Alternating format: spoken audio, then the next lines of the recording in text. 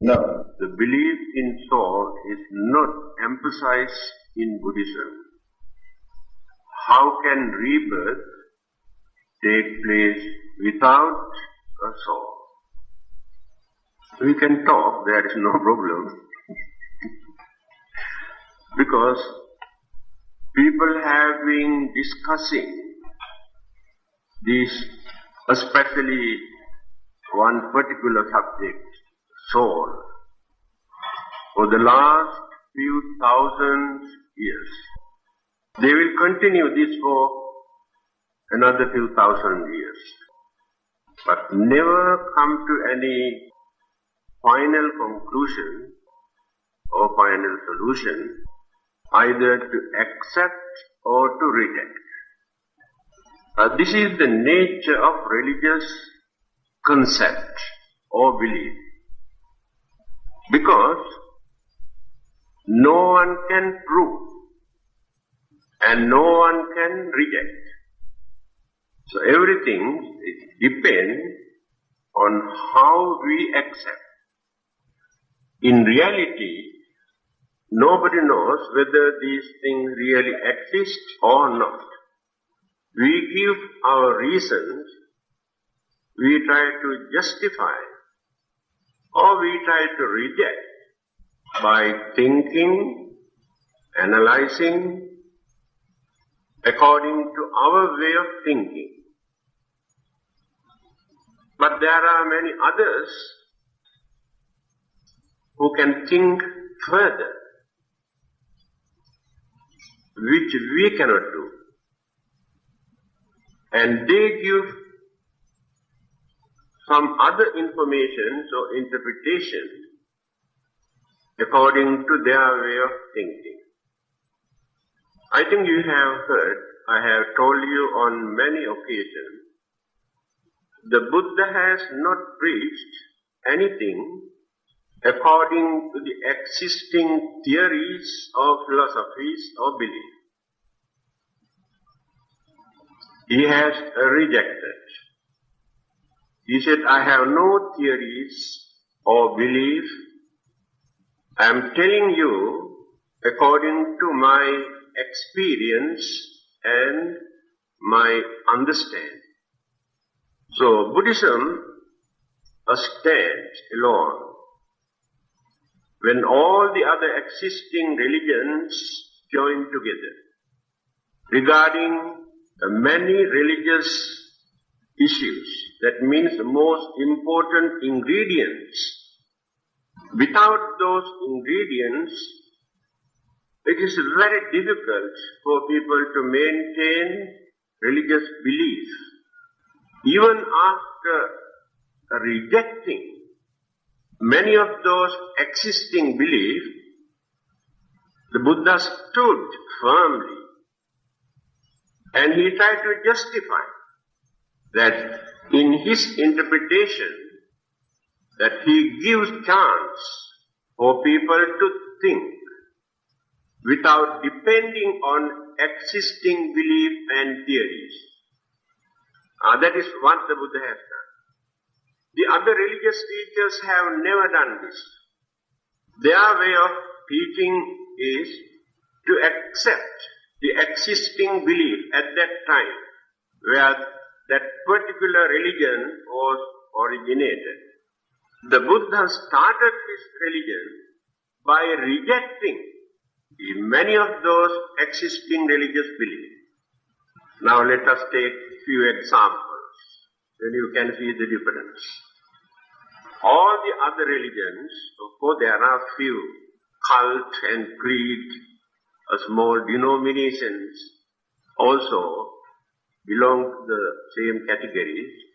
Every religion accepts that there is a supreme God, creator God, who creates everything. The Buddha rejected this. Every religion accepts that there is an eternal soul or spirit.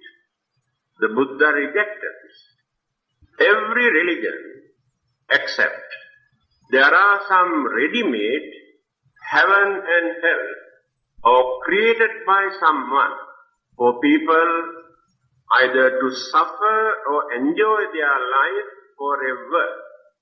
The Buddha rejected this. Every religion believes that God can forgive the sins committed by us. The Buddha rejected this. Here you can see the difference. All the other existing religions can join together and come and challenge. But Buddhism stands alone. But remember, there are many scientists, philosophers, psychologists, rationalists, free thinkers who are ready to support the ideas or the interpretation given by the Buddha. They are not belong to any particular religion because they can think freely without depending on existing belief.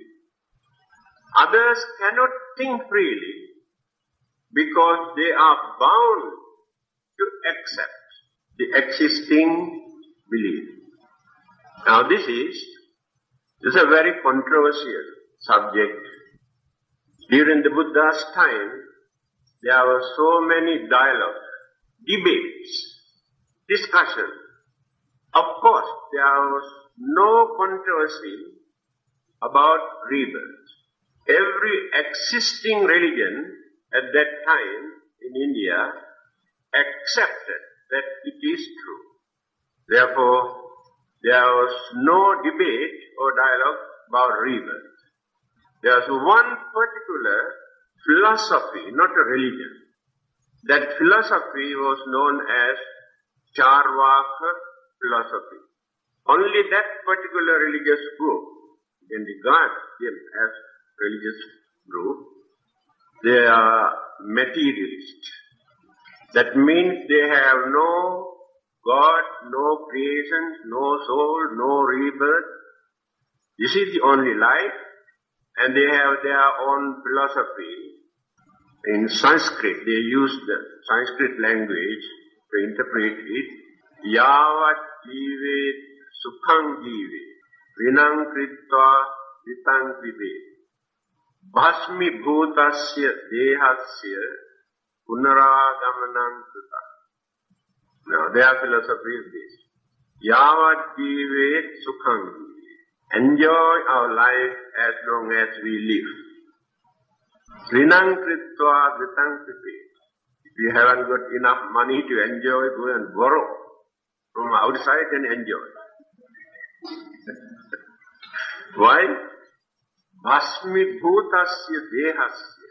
After our death, the body will be cremated or buried. Punaragamanam kruta. Who says that departed person will come back again? This is their philosophy. I think the majority here in this world still follow this philosophy. That is why, although they have their own religious labels to claim that they belong to this religion or that religion, but in their hearts, they do not accept what their religion talk about. They maintain this belief in their mind. I have met thousands of Buddhists who maintain the same belief, and Hindus and Christians also, because they are religious labels today. They do not believe all this. They say we haven't got evidence to prove. And what about others, those who have no religion? So-called communist, socialist, rationalist, free thinkers, and many others. That is why we have to face enormous worldly problems. And the whole world is in a chaotic condition because of this belief. They do not believe that there will be bad effect, or they had to pay the consequences for all the evil that they commit. Not so easy to wipe out this feeling. I think in time to come, people use only religious labels, but they develop this philosophy in their heart. Then I had to explain two things very clearly. The definitions of soul and the significance of rebirth. These two things. The question is, if belief in soul is not emphasized in Buddhism, how can rebirth take place without a soul? Although the other religions do not encourage or emphasize or interpret or do not use the word rebirth, they too believe that there will be something hereafter. Besides this Charvaka philosophy, all the others, let us take Christians, Muslims and all Jews and Zoroastrianism, all these religions, every religion says there will be something hereafter. To them, either heaven or hell, or that is rebirth, although they don't use the word. Then there are few more religions like Hinduism, Buddhism, Jainism and some others who maintain that a rebirth or existence can take place again and again. Then they give reason how long and why and how. These are the important things. Now when you study Sikh religion, Punjabis, although originated from Hinduism, they have their entirely different interpretations and philosophy. They say rebirth can take place only, some say 80 times, some say more than that. Only 80 times, cannot go beyond that. When you study Greek philosophy, Plato, he strongly believes rebirth. To him, rebirth can take place only 7 times, cannot go beyond that. Then Hinduism used the word transmigration or reincarnation. Reincarnation or transmigration. Why do they use this term? Because they believe the soul, Atma, Atta in the Pali, Atma in Sanskrit. Atta or Atma. Originally created by Mahabrahma. Mahabrahma means creator of the whole universe. Because this concept of creator God was originated from there. Brahma is the creator. They have 3 important gods. Trimurti. Brahma, Vishnu, Ishvara. 3 gods. Brahma creates the whole world or the whole universe. After that, another powerful god known as Vishnu look after the creation. Then after some time, when everything goes wrong, there's another god watching. Now, that is very powerful god called Ishvara. Shiva or Ishvara. When he would not tolerate our nuisance, our way of life, more and more corruptions and evils and immorals and wicked and cruel and dangerous activities, what he does, he completely burns the whole world. Destroyer. Creator, protector and destroyer. So they have 3 gods. So they worship, pray, all these 3 important gods. Again, Hinduism says, this you can find in well-known Hindu philosophy, a book, Bhagavad Gita. It's a very interesting book, just like Dhammapada. Paritranaya sadhunam vinasaya cha duskritam dharma sansthapanarthaya sambhavami yuge yuge. This is also in Sanskrit. Paritrana, God says, Paritranaya sadhuna, to protect sadhu. Sadhu means cultured, religious. To protect cultured and good people. Vinasaya diskrita, to destroy the wicked people. Dharma sansthapanarthaya, for the establishment of dharma, truth or righteous way of life. Sambhavami, appear. Yuge yuge, from time to time, God says. That is why they use the word reincarnations of God. So according to them, so far, 9 reincarnations have taken place.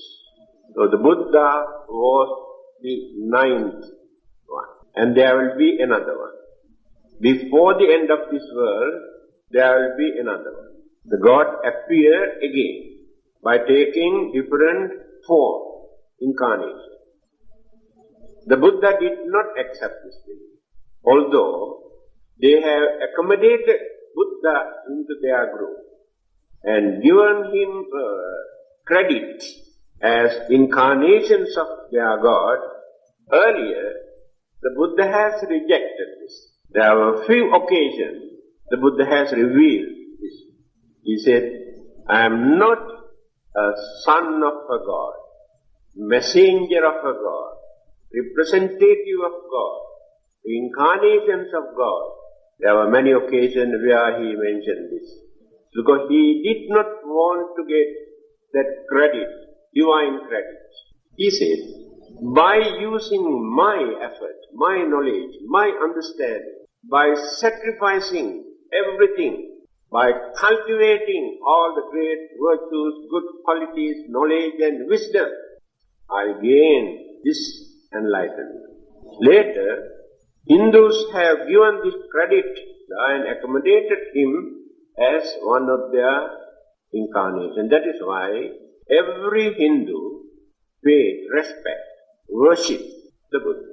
So there is no conflict between Hindus and Buddhists. Buddhists also visit Hindu temple. Hindus also visit Buddhist temple. They worship together. No difference. Although they have different concepts. So this unity they have maintained for more than 2000 years. Then reincarnations and transmigrations are not suitable words for us to use, since we don't accommodate this word soul.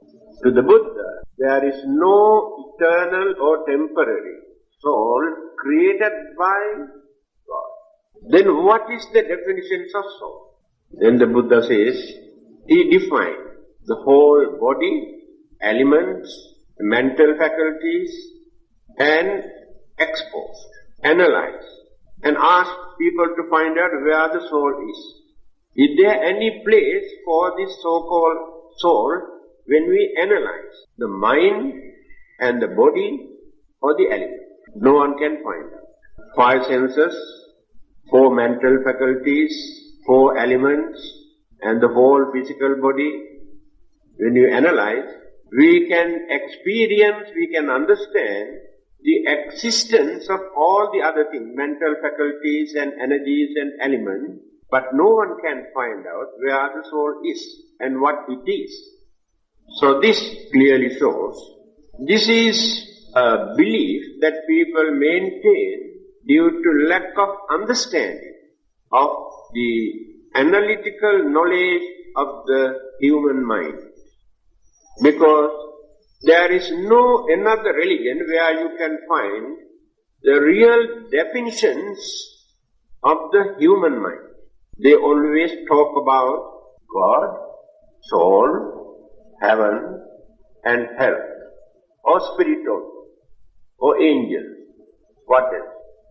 These are the most important words that they use to introduce or interpret their religion. The Buddha did not take any of these things to introduce Buddhism, but he analyzed the mind. I think you can remember a modern psychologist, a well-known psychologist, Swiss psychologist Carl Jung, and another psychologist announced, actually we are trying to recover what the ancient philosophy and ancient psychology introduced few thousand years ago. But still we could not understand. We are in infancy stage, although we say we have discovered psychology. Still they have not realized mental impulses. They have knowledge, they have no knowledge. Later, one psychologist known as William James, he pointed out that there is something that is called mental beats. How ideas appear in the mind through the influence of various other mental faculties. Psychologists cannot explain this. I think I have told you, when we are going to analyze karma, kusala karma or akusala karma, good karma or bad karma, at what stage, at what mental impulses or beats that the human mind can create either good karma or bad karma. I explained 2-3 times. Because in every thought or ideas that we create in our mind, we do not create either good karmas or bad karmas. Most of our thoughts are free from either good karma or bad karma. All the definitions the Buddha has given. By analyzing the mental activities, the function of the mind.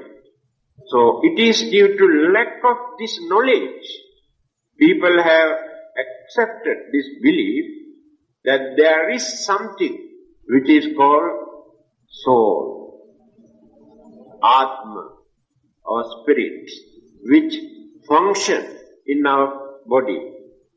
But when we analyze the nature of the mind, we cannot find out where it is and what it is.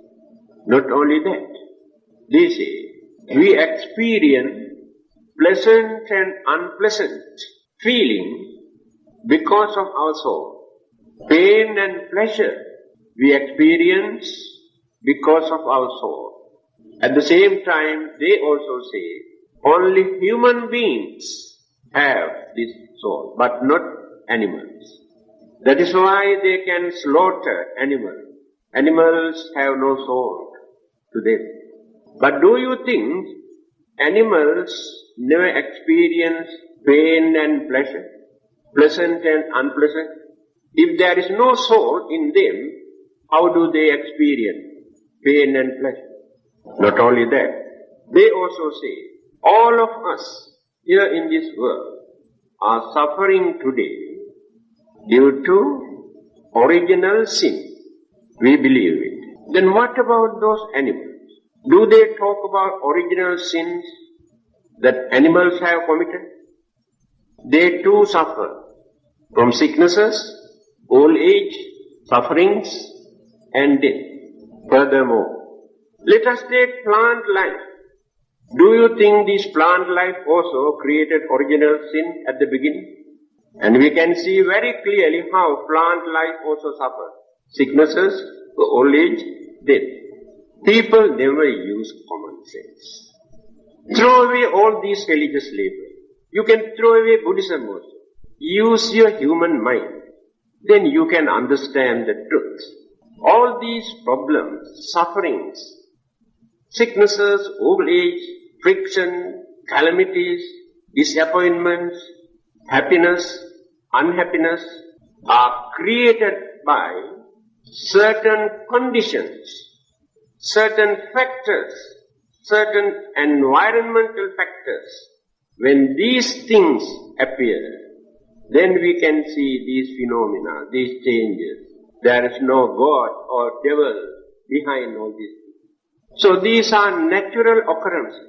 Each and every living thing, that including plant life, are subject to this universal law of impermanence, changes and decay. It is not due to sin. It is natural. But we experience the consequences of good and bad effect according to certain deeds that we have done. Certain things are good, certain things are bad. In our day-to-day life, there is no original sin behind this. We are committing sins every minute in that respect. Every day we are committing sin and we experience the bad effect. Every day we are also accumulating good merits and we too experience the good result.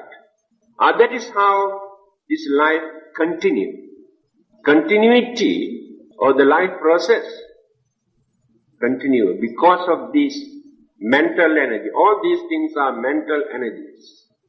So the interpretations of this soul created by God is entirely a foreign religious issue to Buddhism. That means there is no place for that in Buddhism. So to have rebirth, there is no place or there is no role to play for this rebirth. So now you can understand from the Buddhist point of view, the belief in soul is only imaginations or misinterpretations or misunderstanding that people have created due to lack of understanding of the definition of the mind. Now let us take another act. Whether it is soul or mental energy or consciousness, whatever it may be. So everybody believes that there is something. After our death, there must be something for us to appear again, either in heaven or hell or come back to human world or animal life. There must be something. And for that something, we use different names. Now, one group says it is soul, another group says consciousness or karma, another group says pure mental energy. So that means there is something. For that something, we give different names. So there is no reason for us to argue. Let us take something, then no controversy. There is something. Without using either soul or spirit or consciousness or this or that, there is something. Because we cannot see that something. Then we can avoid unnecessary argument.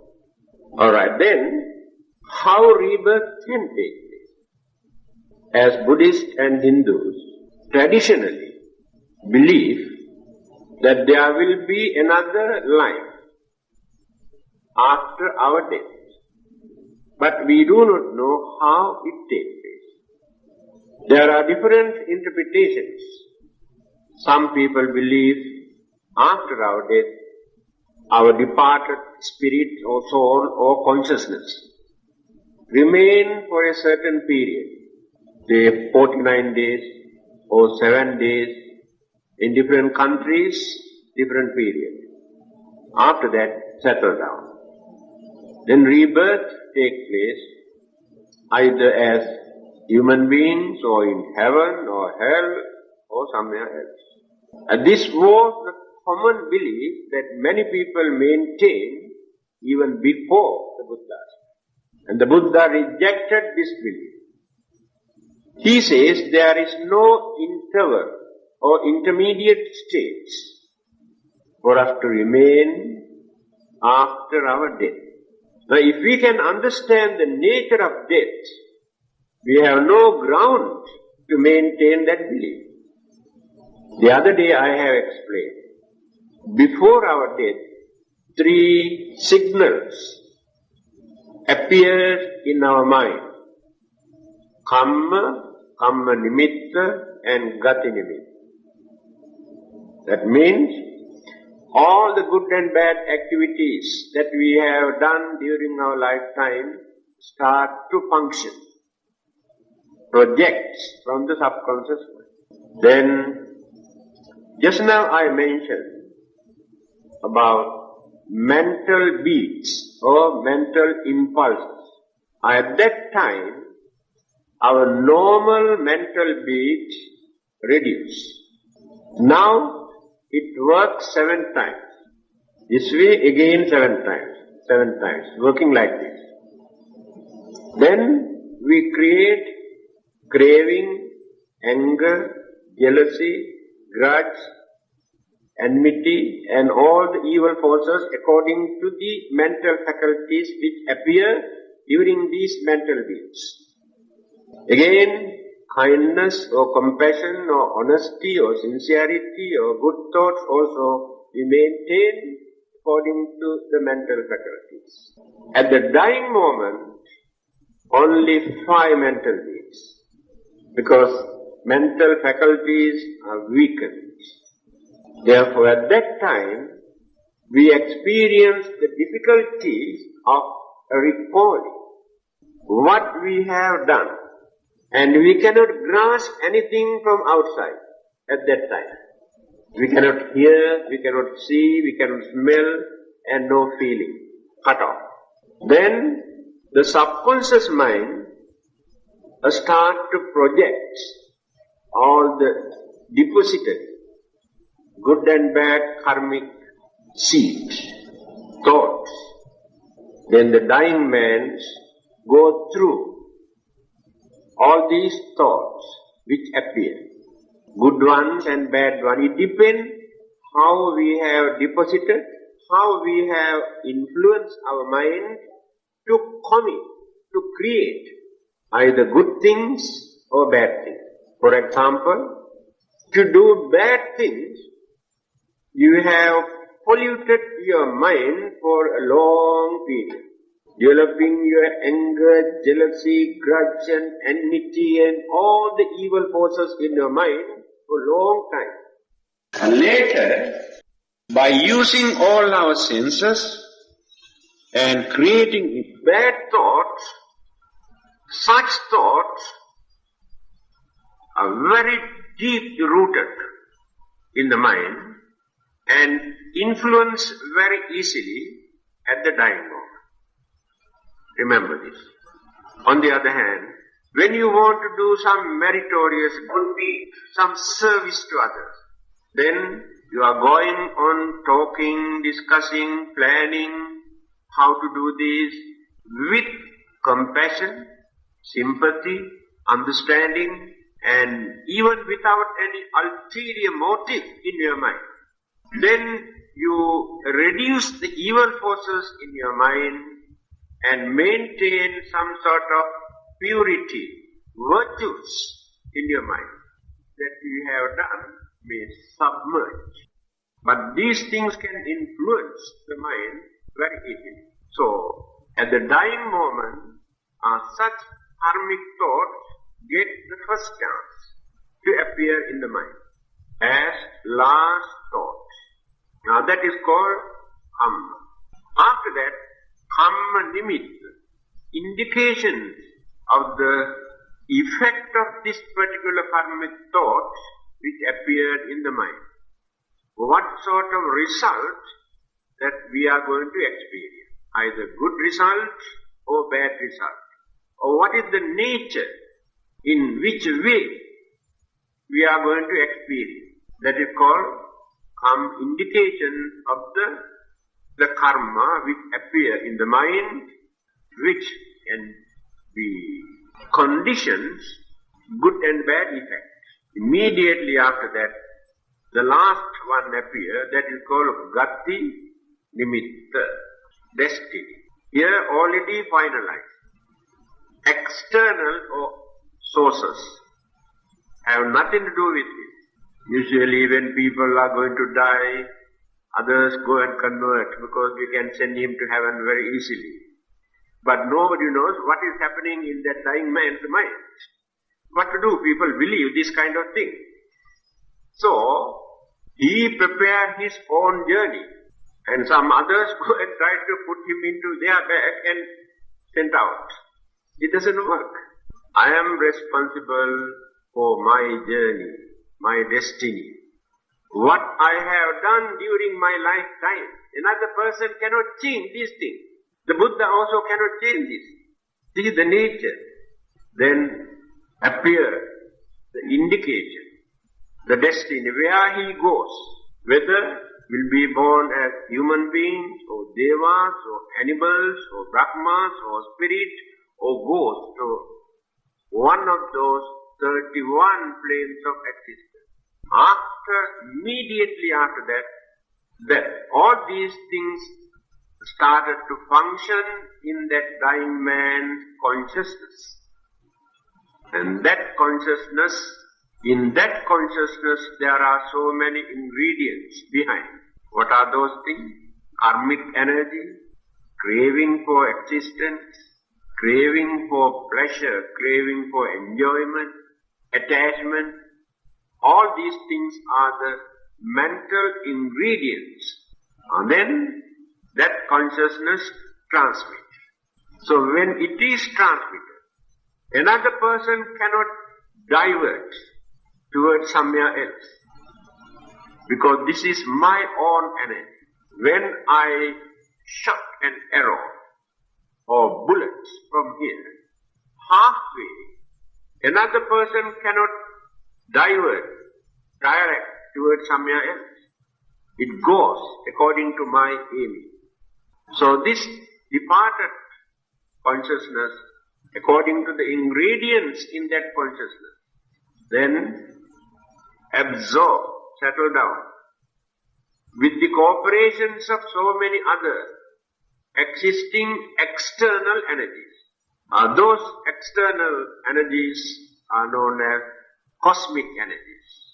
Their cooperation is important. Without their cooperation, it is impossible to condition another life. That is why in Paticca Samuppada, the Buddha says, the combinations of mind and matter is the nucleus, germ of another life. Combinations of mind and matter means that departed consciousness and external energies and elements and so many other factors. So there is no soul there. Then how rebirth takes place? If there is no craving for existence, craving for pleasure, there won't be any more rebirth. That is why the Buddha says, after gaining his enlightenment, immediately he said, Tanhanam kaya majjaga. No more craving in my mind anymore. Nattidani punabhavo. Again, earlier he had said, no more rebirth for me, because no more craving to create another. And this craving, we cannot stop by force. This is a gradual development in our mind through understanding, realization of the nature of existence. Otherwise you can say, I got fed up with this life, I don't want to live anymore, I don't like to have another rebirth. Utter nonsense. You cannot stop this. You got fed up with this life because of your craving. Remember that. You have more craving to say like this. You cannot tolerate that. That is called unsatisfied craving.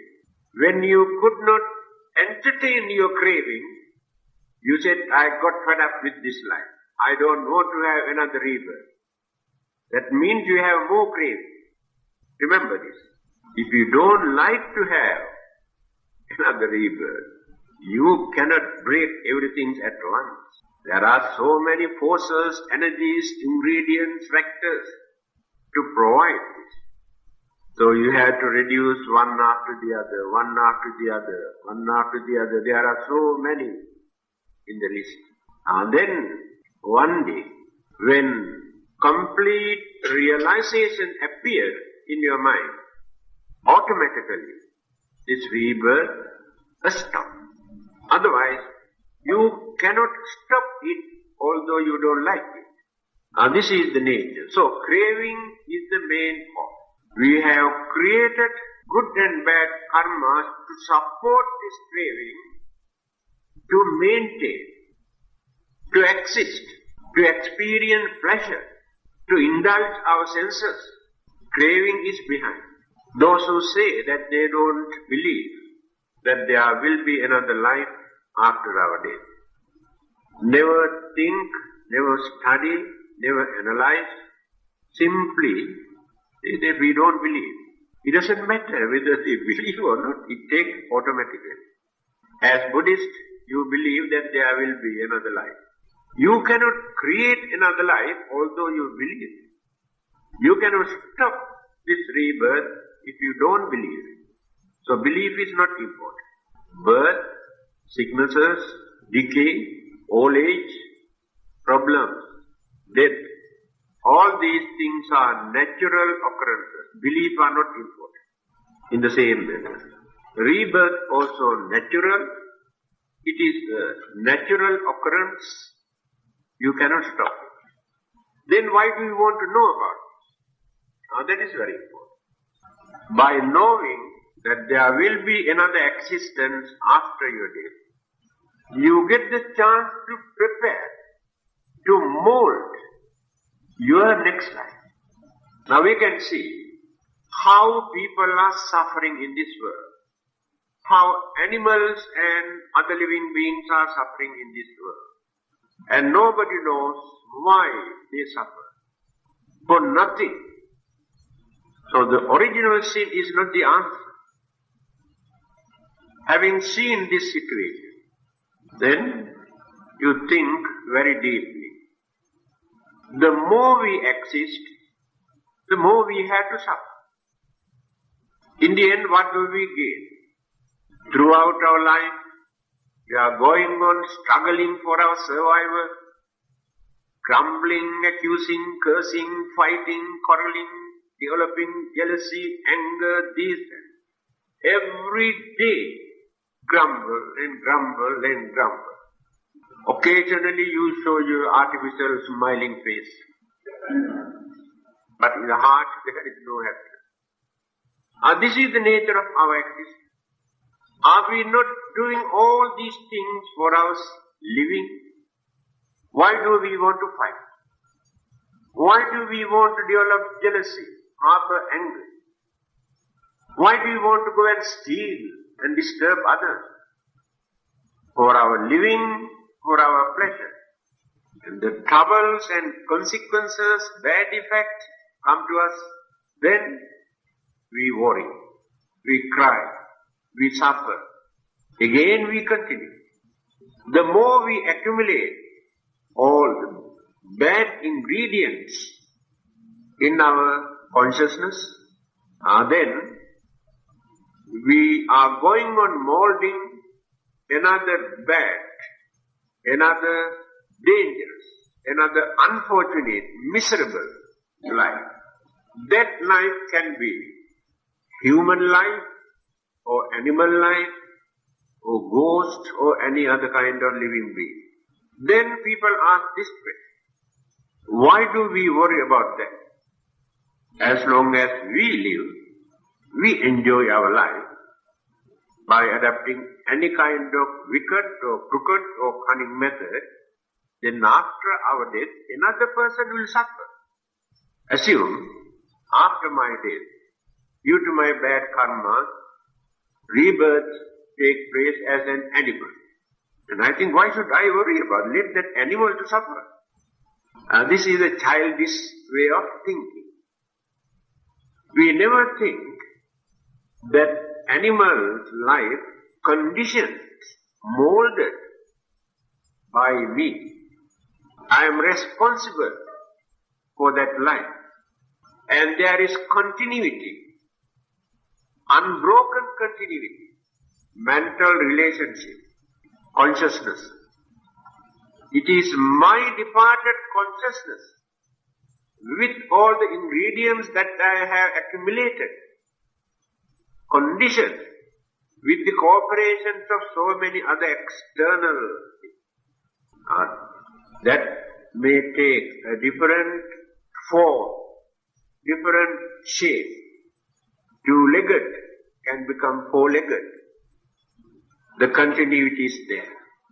By realizing this, that I am responsible to condition another miserable life, and that is not the end. Again, from there, I will continue. Then is there any meaning in this way of existence, life after life? Now this is the advantage of realization of this rebirth. Then we can mold our life by realizing. Now if we behave like this, our next existence can become a miserable one. If I do like this, I disturb, I create lot of worries and sufferings and miseries to others. And they also suffer because of me.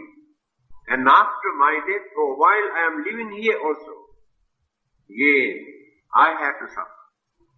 Those who think that there won't be another life after their death, never get the chance to think in this way. They say, why worry? Who knows? What evidence have you got? So these are not the reasonable arguments. So our human mind is rich enough to understand these things. Others cannot. That is why we regard many other living beings as unfortunate living beings. They cannot analyze. They cannot understand in this way. And they do not know how to mold their next life. Now take for instance, a man after committing or behaving like an animal.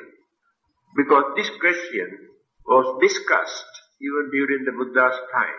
Because many people cannot understand how a man can become an animal after his death.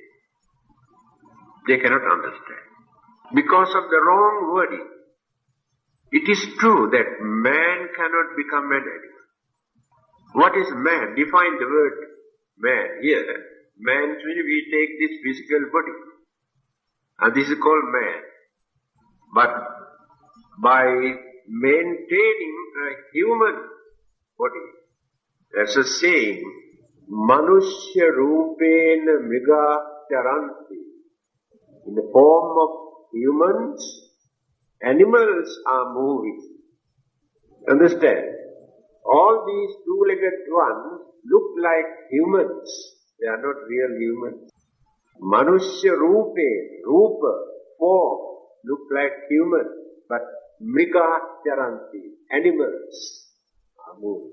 Because their minds work just like animals' minds. How? Animals need only 4 things. Ahara, Nidra, Bhaya, Maitri.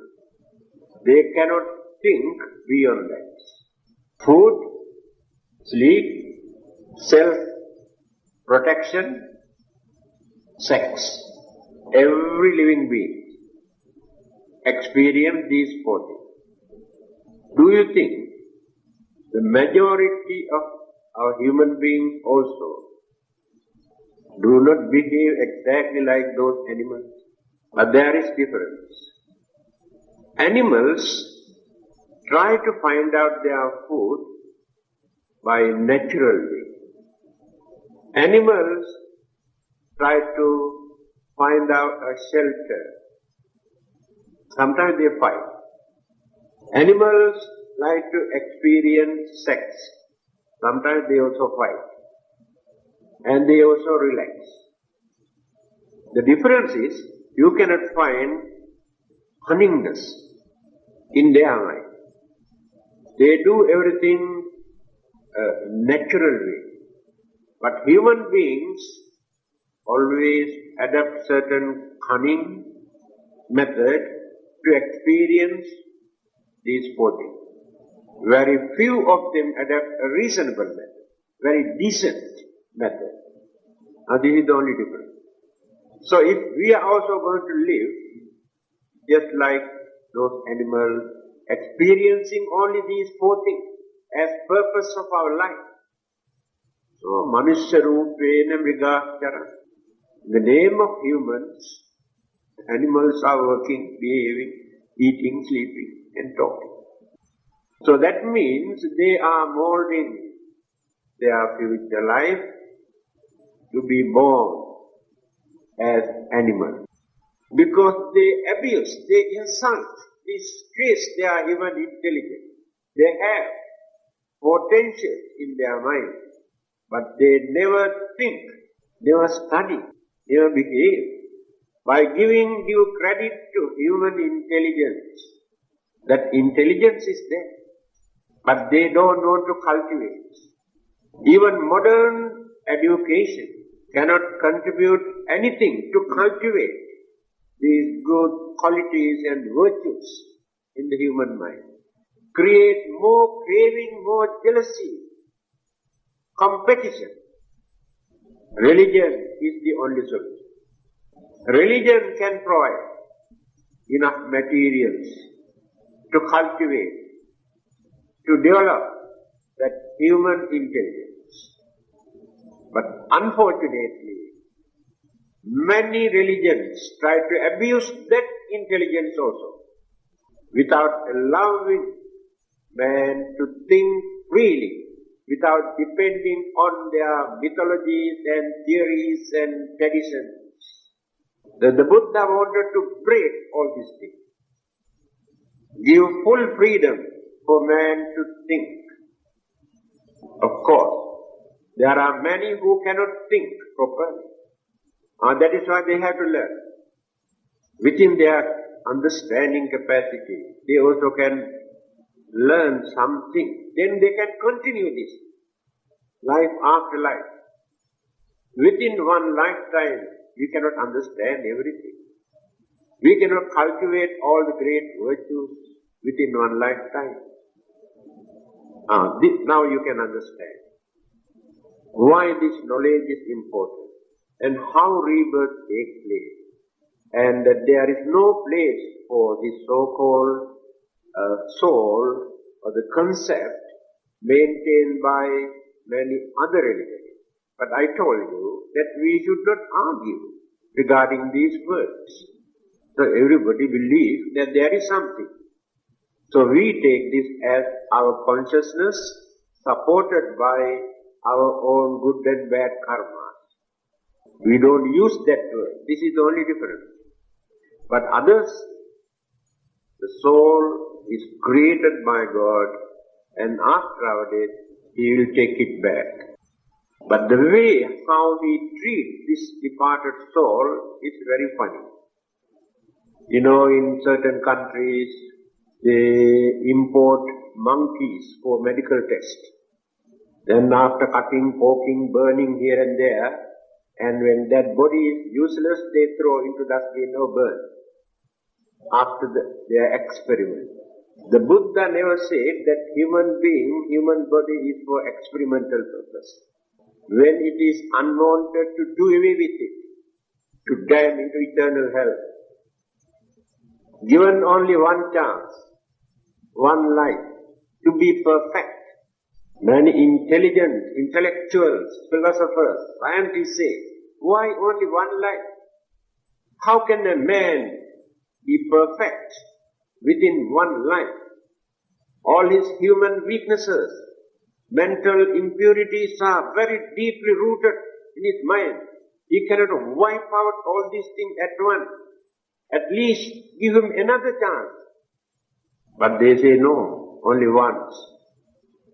That means we don't believe, obey the creator of your soul. You are unwanted. Experiment has become a failure. The Buddha says no. This is not the first and the last. You were there before you come to this world. You will be there again. But this is not a very pleasant situation, because you do not experience happiness, satisfaction, contentment during your existence. Therefore, be wise. There is a method for you to practice, to follow, if you want to get rid of this situation, if you cannot understand this, if you cannot practice this, it is up to you. There is nobody else to force you, drag you by force. Doesn't work. And this is the Buddha's way of thinking. Few minutes for question. Doctors may confirm the clinical death.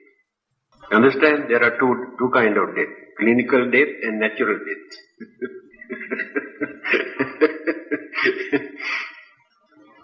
The mental energy still remain there, but all the organs, heartbeats and everything completely stop. Mind over matter. There are some yogis still exist in India who develop only that particular yoga practice. Through their dhyana meditation, they get into trance, then ask people to bury them just like a dead body for 1 week.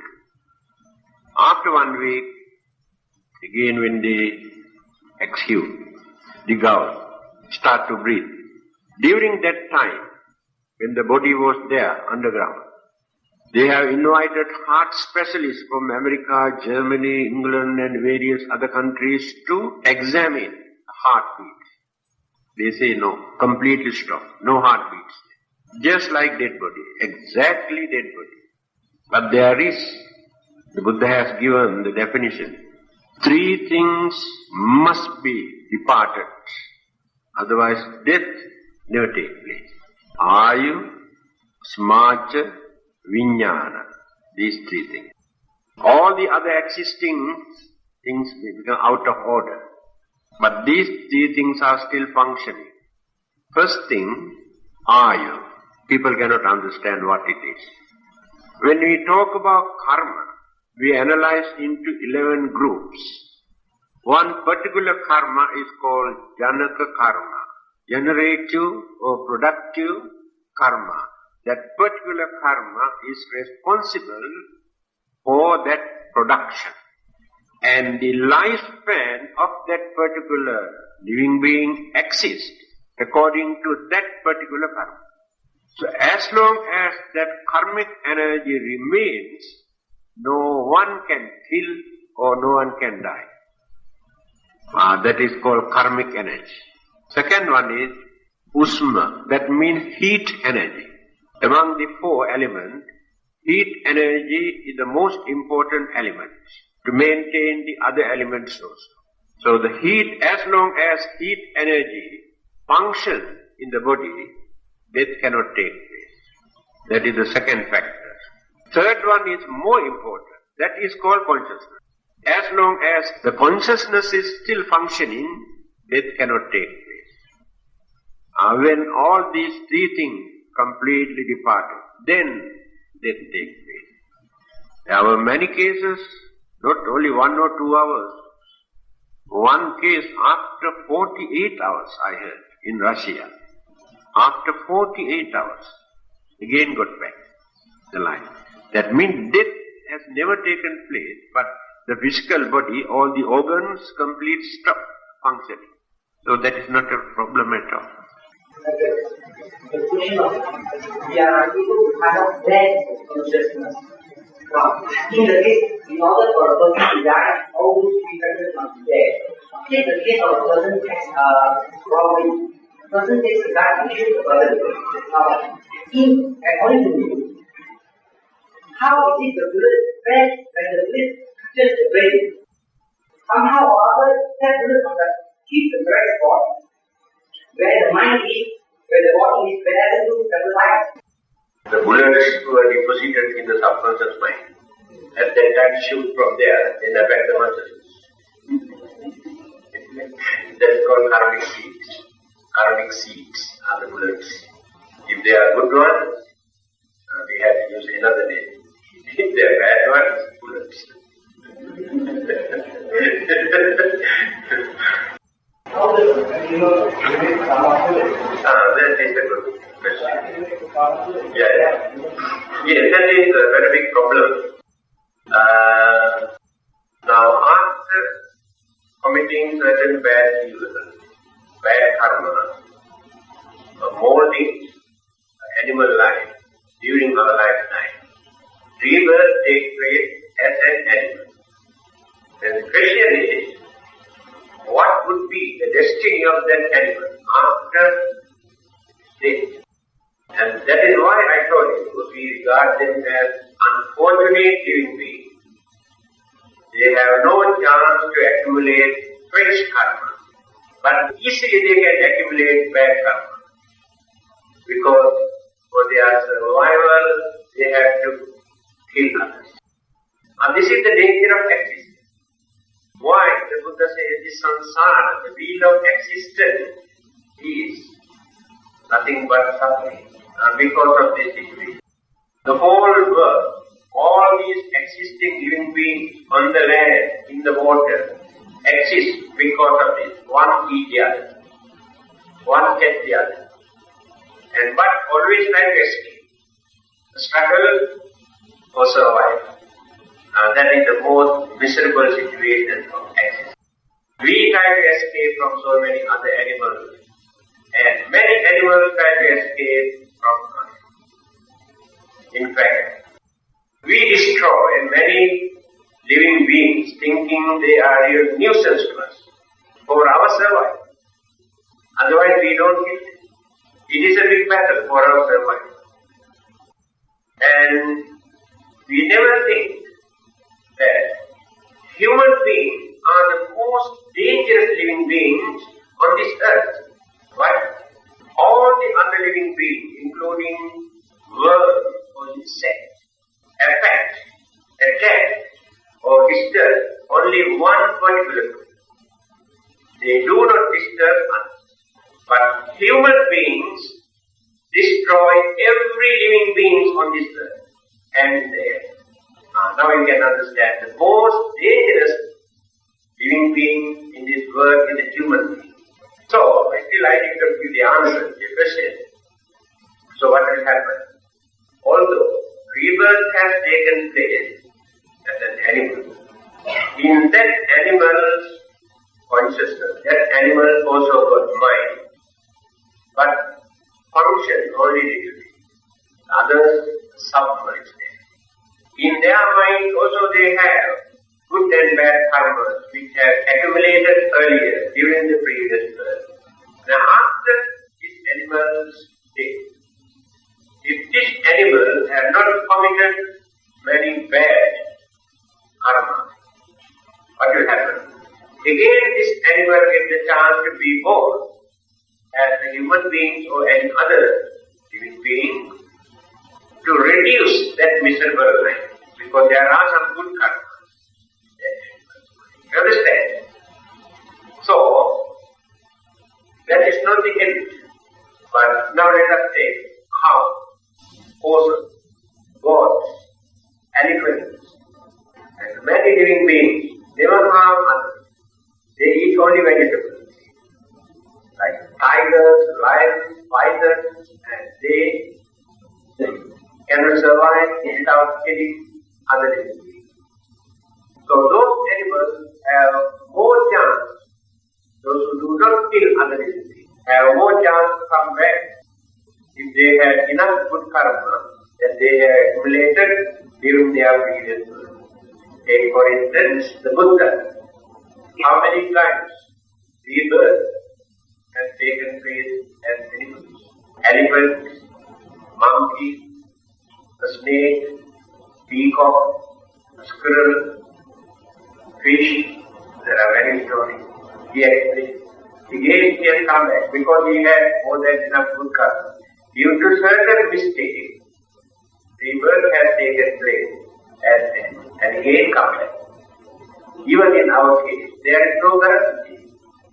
Unless and until we are taking the first stage of sainthood, Sotapanna, there is no guarantee that rebirth never takes place, animal kingdom, ghost or spirit or heaven.